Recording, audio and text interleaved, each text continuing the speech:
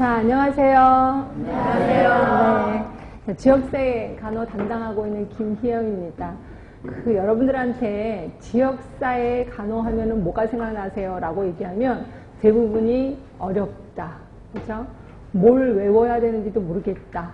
그죠? 그리고 뭘 포기해야 되는지도 모르겠고, 또 외우라고 해서 외웠는데 이거를 시험 문제에 어떻게 적용하는지도 모르겠다. 그래서 어떤 때 보면은 시험 문제 이렇게 해서 이게 답이잖아요. 이런 게 이론이 있잖아요. 그러면 아, 이게 여기에 적용이 돼요. 라고 하신 분이 굉장히 많아요. 이러다 보니까 대부분 사람들은 지역사회는 철학이다. 이렇게 얘기하고, 아니야. 어떤 사람은 신학이다. 이렇게도 주장을 하고 있습니다. 그런데 지역사회 간호를 전공하는 제 입장에서는 분명히 지역사회는 외울 게 따로 있습니다. 그래서 저는 크게 4가지로 접근에 들어갈 거예요. 자, 하나는 반드시 외워야 될 게 있습니다. 자, 반드시 외워야 되는 거. 이걸 외워야, 이걸 암기해야 그 다음에 국시로 들어가셔야 돼. 근데 이거를 외우지도 않고 국시에 들어갔다. 그럼 당연히 떨어질 수밖에 없는 거죠. 그럼 이걸 반드시 외울 걸 다 외우면 어떻게 되느냐? 50% 정도는 맞을 수가 있을 거예요.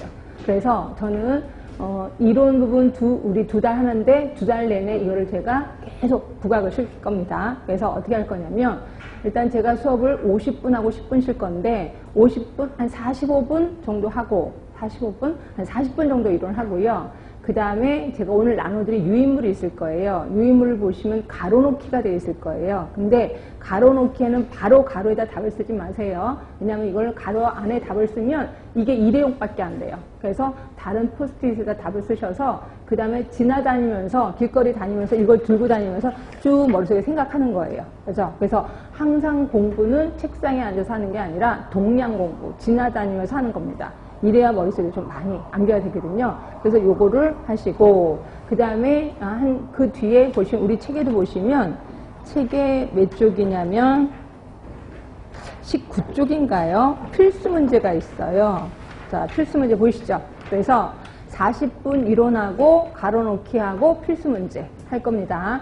그리고 쉬시고 그 다음에 다시 또 그런 식으로 할 겁니다. 그래서 제가 왜 이런 얘기를 하냐면, 어떤 친구들은 필수 문제 정답을 공개해라, 뭐 그걸 아예 다 그냥 일일이 다 불러달라, 이런 사람들이 많은데, 그러니까 이런 수업은 듣지도 않은 채로, 그래서 그런 거를 방지하기 위해서 제가 항상 첫 번째 시간 끝날 때쯤에서 이 필수 문제를 하니까, 그래서 혹시라도 이론이 필요 없으신 분은 뒤쪽만 좀 보시면 될 것 같아요.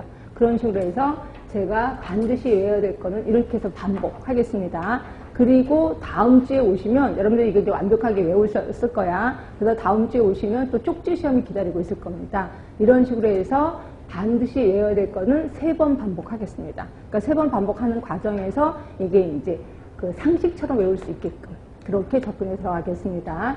자, 그러면 이제 2번째는 그러니까 암기해야 되기는 암기해야 되는데 그 양이 너무 방대한 게 있습니다. 방대한 양. 그래서 제가 봐도 이거 못 외우겠는데 라고 하는 것들이 좀 있습니다. 이런 것들은 솔직히 제가 외우라는 말을 참아 못하겠습니다. 제 양심상. 그래서 이런 것들은 외우시진 않으시되 그럼 그냥 포기할까요? 그건 아니고요. 이거는 눈도장이라도 좀 찍어두세요. 눈도장. 그 눈도장을 어떻게 찍느냐? 시험 보기 한 달 전부터 이걸 요약 정리를 하든지 뭐 복사를 하든지 아니면 뭐 핸드폰에다 저장을 하든지, 그래서 그냥 시간 나는 데 한 번씩 보는 겁니다. 그걸 한 번씩 읽어보세요. 이렇게 해서 보면 눈도장이 찍혀질 거고, 요게 현장에 가면 그대로 머릿속에 또 우연찮게 떠오를 때가 있습니다. 그래서 이런 것들은 이런 식으로 눈도장에서 맞으면 다행인 거고, 틀려도 그냥 괜찮다, 뭐 이런 식으로 접근하겠습니다. 그 다음에 이제 세 번째는 포기해야 되는 문제들이 있어요. 포기해야 되는 문제. 자, 이거는 제 이제 전공하는 사람 입장에서 볼 때는 되게 중요해요. 근데 여러분들이 너무 힘들어 하더라고요. 그래서 저는 이 부분을 포기하자, 과감하게. 그래서 이 부분에 대해서 여러분들이 설명을 해달라면 해줄 수는 있지만, 근데 여러분들 되게 힘들어요. 꼭 이 부분을 하다 보면 꼭 졸게 되더라고요. 그래서 이 부분은 그냥 과감하게 포기를 하겠습니다.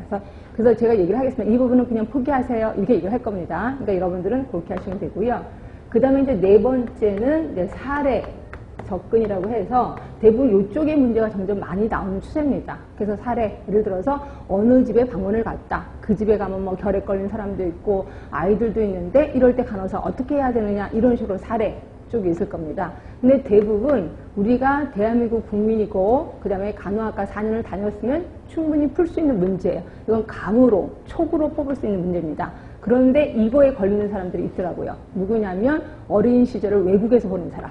그렇죠? 그래서 외국에서 보내고 한국의 대학